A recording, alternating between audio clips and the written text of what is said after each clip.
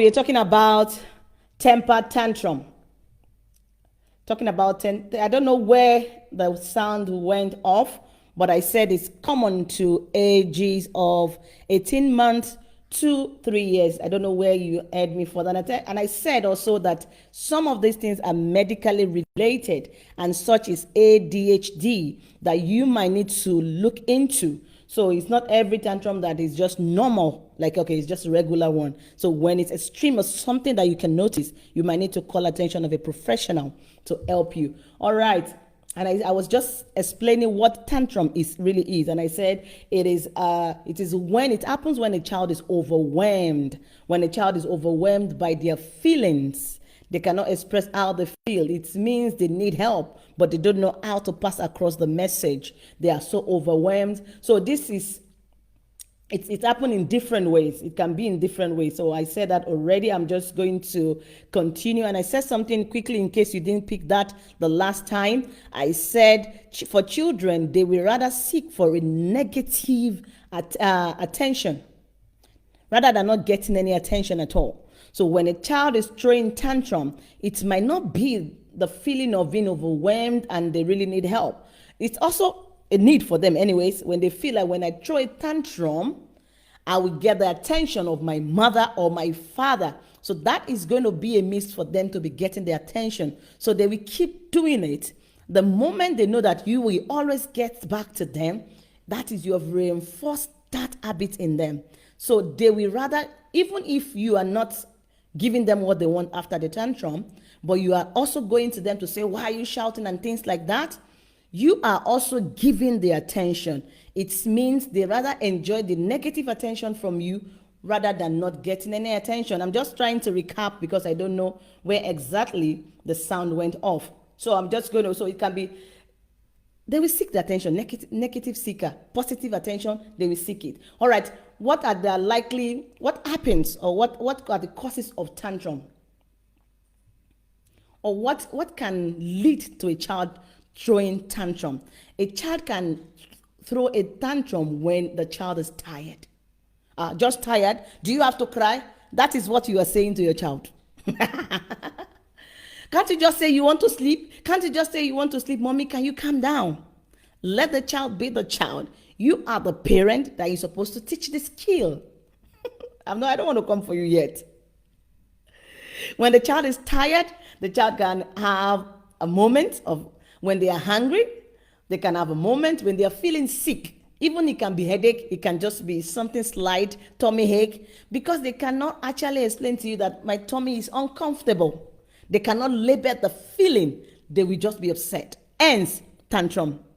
So these are the things that can lead to it. But if you are a parent who is not experienced or doesn't know that these things can happen, you also just be ranting. So what happened? Two of you, what are you doing?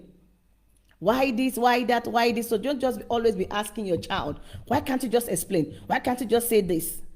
The child cannot say it. You teach the child how to say it. That is your job as a parent. So when they feel sick, anxiety about a new situation, it can even be the first day of school. It can be anything. The teacher, I don't want to come for teachers these days. You're like worried. Oh, my child doesn't want to go to school. Oh, because it's not because of that. It's just because it's a new situation. So they're just anxious and they don't know how to do this than to just let out. So just sometimes the way we as adults let out our emotion in tearing, that we just cry and feel good after that, when we need to cry, that might be the same feeling for this child. But when you're not looking at situation in child's perspective, you are not going to be an emotional, intelligent parent. That is one of the core things. You don't just view things like an adult, but you view things in their perspective. It's just like you stick something on the wall for a child and you are standing, you will not see clearly. Come down to that level. Also, when we're dealing with children, we come down to their level of thinking. How can this be if I'm a child? That is when you can relate, you can connect. We're back to the connection. I hope you have registered. All right, so think about this and you'll be able to understand why and when. So when a child is stressed of leaving the home or there is a conflict in the home. When a child is living in a home with stress and conflict. I discussed something last week about this, right? Or last week's about why you have to be in harmony with your spouse in order for you to get that skill that because of your children, right? About when I was talking about the essential skills that you need to journey through 2024. So when a child is used to conflict around the house, but when the child is throwing tantrum, you're like, why are you always shouting? But meanwhile, what have you been doing in the front of your children? The child is frustrated. The child is tired. Mommy and daddy have started again. And your 3 years cannot even tell you how they feel. You are just mumbling their emotions. Their brain is just juggling. They go back to their back brain. The moment the child is trying to come to the middle brain and go to the front brain, you just push the child back to the back brain. But you don't know what you have done wrong.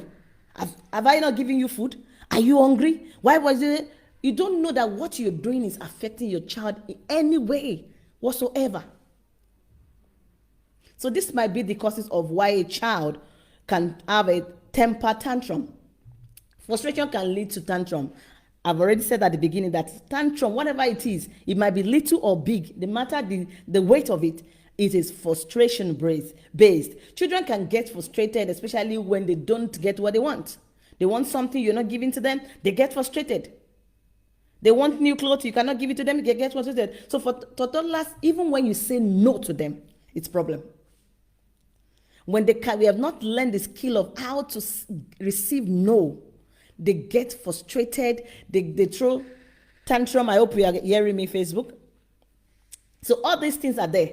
They get disappointed. So they might also have, when they get disappointed, it's big deal for them. Let me move on. So when the child gets frustrated, what many parents will do is also to get frustrated because their child is frustrated. Think about you getting frustrated when a child is frustrated.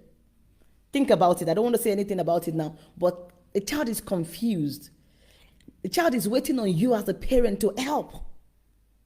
But you also are confused because you don't know how to help your child. Frustration, confusion. The child is fed up, and you also are fed up. And you're even saying to the child with pride, I am fed up. I don't understand. I gave you lunch. I gave you breakfast. I'm coming back for you. And what some of you will say, just listen. The child will not just listen. Just listen is not a statement of a child. Like, what are you saying, mommy? What are you saying? Well, white tantrums are commonly associated with children. Adults may also express them. Adults also get frustrated. Adults also have tantrum. Let me tell you this. Oh, how can an adult have tantrum? Let me give you one. Yes, you that you're listening. You're upset that you went out of the house. You banged the door. That is tantrum. Clap for yourself. No, not me. Oh, I don't understand where my child got this from. I'm a very gentle person. But when you're upset, you just bang your feet. Bang, you're going. That is tantrum. So you might not roll on the floor like a child would do, but you are still having a tantrum, a meltdown. And if you're not going to deal with yourself, I'm sorry, you can't help your child. If you're not seeing these things as tantrum that you need help, you cannot help your child. But no, now, sometimes you get tired and these things happen. It is tantrum, deal with it and help your child. So this also can occur in adults. They also experience these various stressors. It can occur in the person negative emotions, whatever you're feeling, maybe stress from work. It happens. Then you go physical, you go verbal, you do a lot of things. I am going to run and go to effect of tantrum. What are the effects of tantrum? What is going to happen when this is a reoccurrence, and what is going to happen? Is it just going to go by itself? What is going to happen? Okay, we know now what is going to happen. Until there's something I'm going to say to you. Until you understand your child, until you know how to connect with that child, and know how to pass across the message to the child, you might not be able to help your child. Especially when the child is already out of the bracket of a toddler. The child is already going on to 5 years, and you can still see this thing is not improving. You can still see every time, little no, they're going to roll on the floor. You have to find a way to connect to that child. Find a way to get into the child's space. When I say the child's space, I'm not talking about the toy area or the playroom. No. Getting to understand the child so that you can provide a solution to what the child is going through. And those are not the things I'm going to be talking about today. So, emotional stress. When a child, emotional stress can be the result. When a child is emotionally stressed. I've done this before, and I remember when I just said this now. How can a child be emotionally stressed? I've mentioned something before earlier about you. That was an example about you having the moment in front of your children. They're thinking too much, but they cannot tell you. What is happening, daddy and mommy and everything. I love to use example of daddy and mommy so that it can help some people that think it's no big deal. So that can leave your children to be feeling overwhelmed, they feeling the stress, their inability to be effectively cope with what is happening in their emotions. Behavioral challenges, they begin to act weird. Hence, they go back to tantrum. They act weird, they persistent tantrum, ultimately to behavioral difficulties, defiant, oppositional behavior. There's so many things that come with these things. Parent-child relationship will be strained. When the child is always having tantrum, but you are not aware of what to do to the child to help the child. What the child is seeing at that moment is, mommy doesn't love me. The child will go, she cannot help me. Meanwhile, mommy really wants to help, daddy wants to help, but they don't know how, where to start from. So that brings about the relationship to be restrained. That brings about the child having an idea, like what is happening. Even when I cry, she doesn't care. And indeed, you care, but you don't know what to do to regulate that tantrum. You don't know what to do to help that child. What else can that cause? It can cause social challenges. Because you know that your child is always having meltdown, because you know that your child is always having tantrum day in and day out, you will not allow the child to go out. You will not allow the child to associate. The child wants to go to a party, say, no, you cannot go. So then that will bring about social challenges for the child. Because in your head, I don't want trouble. If the child should go now, everybody will be looking at us. Everybody will be looking at us because the child will cry, the child will this. These are the things that leads to. But I want to tell you something. If your child is in this class at the moment, who is always having meltdown and tantrum, and you, because of that, blocking your child from socialization or socializing, it's not going to help the child. The child lacks a skill, but you are creating another skill for the child to lack. So it's going to be two lacks. I always tell parents, never worry about what people say, what people think. You know what you're doing. That's the most important. Do you know what you're doing? If your child, you know that you're going outside, just set your mind, talk to the child about it. That if you do this, you just come back home. But don't, because of that, just lock that child up. And if that thing should happen, people are looking at you, please ignore them. Talk to your child, but if you see that it's out of hand, pick your child and leave the place.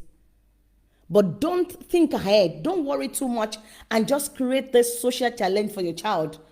I don't want public setting. I don't want to be embarrassed, and I don't want my child to be embarrassed. At least for some people, they think about their child. But for some people, I don't want to be embarrassed. People will be looking at me. It's very difficult.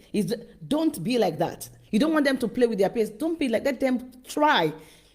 When they are learning a skill learning takes time. It's not automatic, especially when it's something that is not new. It's a reoccurrence. It will take time for that child to learn that skill.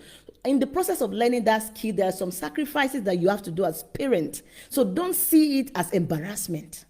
Know that you know what you're doing. You want to pass across a message. But if it's out of hand, you feel you cannot comfortable in that environment, As I said before, pick your child and leave. Negative reinforcement. If tantrum results in the child's receiving attention or desired outcome, maybe they want to get toy and you're not giving them the toys. When they cry, you're going to give them the toy. Or they want a snack, but you are not giving them. When they cry, you give them the snack. So that tantrum has become the negative reinforcement, and it's part of what I started with. So you have to address tantrum involving, you have to address it with understanding. You have to address it and underline the triggers. As a parent, the first thing you have to do is, what are the triggers? Not study what always happened before this meltdown. That's your job. Before my child will start shouting and rolling on the floor, what were the things that happened? So you guide against that thing because you have already identified the triggers.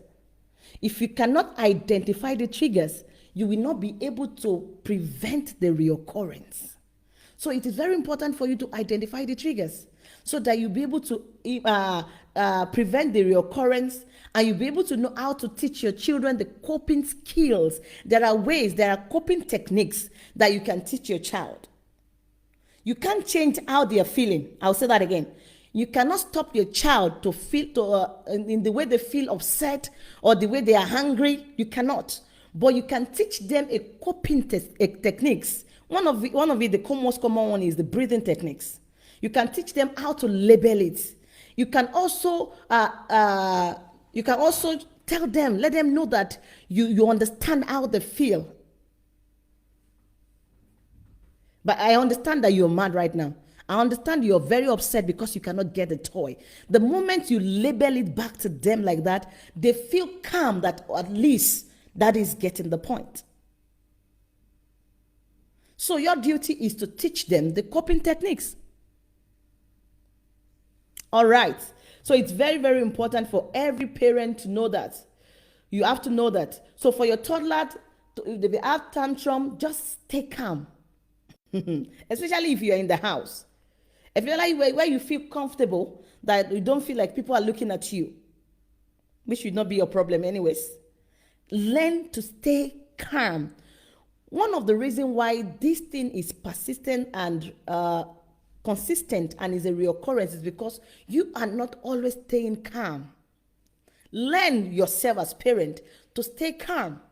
Maybe even your teenager, is that they are also doing, sometimes they talk back, they shout, they just do something, slam the door. Stay calm.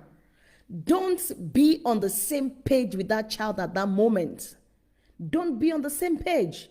Don't be on the same point. You be the parent and let the child be the child. It is very important for you to always stay calm. Stay calm. And if you are dealing with toddler, it is very important for you also, you can help your child calm down. Stay calm, but don't walk away. How will the child know? The child is just only 2 years, 3 years. You're telling the child, even though I don't like what you're doing, I love you. That's the meaning. Stay around, stay calm. If you can see, some of them will tell you that, Mommy, I want a hug. Daddy, I want a hug. If you say, no, I cannot hug you because of what you have done, you have missed it. You have messed the process. It's okay to hug. It's okay to do whatever they want to do, but that does not mean you are not teaching. You would stay calm and okay, and you see them tired, they're saying, oh, all right, I'm doing this. Don't say anything, just stay calm. Can I hug you? Your arms are open wide. Then you can talk about it when the child is calm. But what you want to do sometimes, you want to do a quick fist. Can you keep quiet? Can you not do this? Can you not do that? You are doing the same thing the child is doing. Yes, just the same. Not different. In fact, yours is worse at that moment. Yours is worse. Don't always be ready to correct the child when they are in their meltdown. Don't be ready. Don't be ready. I want to do it right now. You have to learn it right now. Right now. There is no right now thing. So do not reward your child after a tantrum. Do not reward your child. Oh yeah, is the hug not a reward? It depends on how you do it. Do not, okay, because you calm down nicely now and everything, after I did, then take chocolate, take this. Don't do that. That might be a kind of reinforcement for the child. You might be thinking you are helping the child, but it might tell the child something that if I actually want this thing that she has given me, I can throw this drama and I'll get this. So it might be a negative reinforcement. So don't do that at that moment. Don't give reward after a reward, a tantrum, especially what they had the meltdown for. Maybe the child is having a meltdown because of chocolate or biscuits, and the child cried for 30 minutes and shouting. And because you feel the child has calmed down, let me give the chocolate. That's what I'm saying. I think that is clearer. Let me go and give the chocolate now because the child is calm. Don't do it. Don't do it. You have messed the process. You have allowed your child not to gain anything in the process of you trying to teach the skill. So you have to be very, very careful about that. You have to be very, very careful about that. I want to finish. So what are the, okay, I think, if you have any question, please let us ask, especially for parents with toddlers and teenager. But most importantly, the only way you can help your child, whatever situation they might be going through, is for you to get into the child's space. It's for you to understand the child and what the child is going through. And there is no way you can understand your child, get into the child's space and understand what the child is going through if you are not connected with the child. You have to be connected with the child. There is a lot of things that come with connection. No, my child lost me. We hug. That is not what I'm talking about. You have to be on the same page by connecting to the child. Your connection with your child is what is going to give you the clearer. In fact, it will be giving you some ideas that you don't even know. In fact, when we talk about teenagers or preteens, when you're doing your connection with your teenagers and preteen, you'll be surprised that you are getting to know new things about them. They will tell you some things that you are not even expecting, something that is strange to you that you are not aware. And there are things to do in that class also. There are things to undo things. It's not that, okay, I'm not going to go there. It's not the time for you to be shouting or anything. But you have to get into their space. How? Ask me later. All right. I believe you've been able to get something. I don't want to say too much today. And I believe those with toddlers, especially, they've been able to get something today on how and what to look for and what are the causes of tantrum. Why is my child always like this? Why is my child not ready to listen? Why is my child always angry, frustrated? I've tried, I gave everything, the child is not hungry. Might not be hunger. It can be something different. It can just be the child just want the mommy to sit next to them, give them eye contact, and maybe just read a book. But because you don't see it as a need, something that a child might be a need for a child, you've tried other things, but it's not working. So you have to understand this, not just you raising your voice. But I told you to do your homework. Maybe schoolers, middle schoolers. I told you to do your homework. You did not do your homework. And you are watching TV. There are ways to do these things. There are ways to do them. And you have to learn it. All right, I want to say thank you, everybody, for joining me today. I believe you've been able to pick at least 1 point. 1 point. Bear with me today. The mic went off. I'm also a little bit strong today. And I believe you've been able to pick one thing at least today. All right, I want to say thank you for joining me. I see Mrs. Pascal right there. Auntie T, I see you there. Mrs. Bella, I see you there. And I want to say every other person that I cannot see on my screen, I believe you've been able to get something today. And if you have any question, just please drop it, and I'll be able to quickly answer it. So what are the facts that you need to know about tantrum as we go? Let me just give you some facts, then we go. Temper tantrum are outbursts of screaming and other challenges behavior that can occur. Anybody? It is well with. Amen. Amen, Auntie T. Thank you so much. Temper tantrums are outbursts of screaming and other challenging behaviors that occurs if your child loses control. If they loses control, those are the things that you get to see.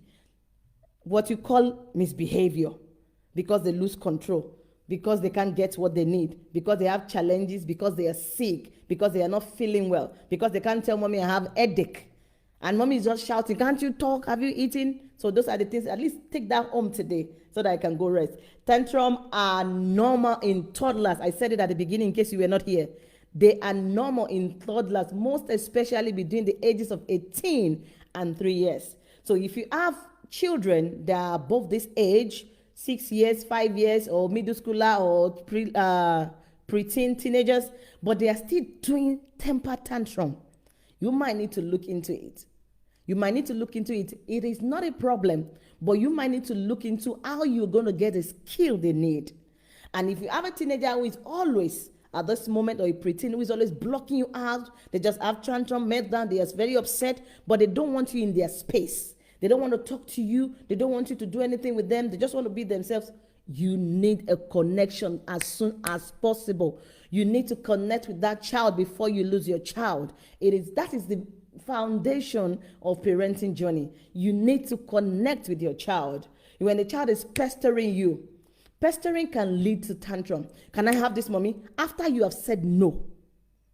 But the child is kept saying, mommy, just one time. See, children, I know, you can't tell me your child has never done that before. They know how to press that button. It's your duty to know how to close the button firm. I said no, but tell them reason. Because it's not healthy for you, because it's not time to have this now. Don't just say the no. Always be that parent that will no, because that helps the child at least to understand and to stay calm.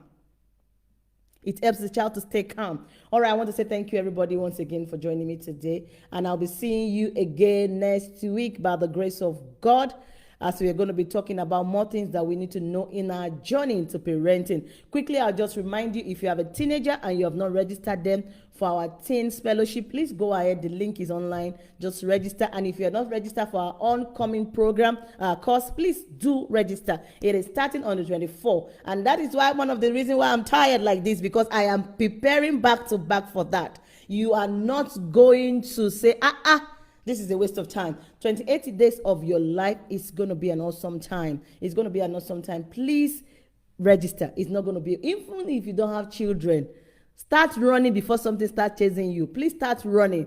Please register, and it promises to be an amazing time. Get into the ark, and we are going to move together. We are kickstarting on the 24th of February. The induction it's on Saturday. That is in 2 weeks' time, and the induction will be that night. So once is that date, the night, nobody can get into the ark again. Please get in, and let's do this together. And it promises to be an amazing time. All right, I want to say thank you, everybody, for joining me today. If you're just seeing my face for the very first time, this girl right here is called Oyelayo. But you can call me Oye for short, and I am your parenting coach.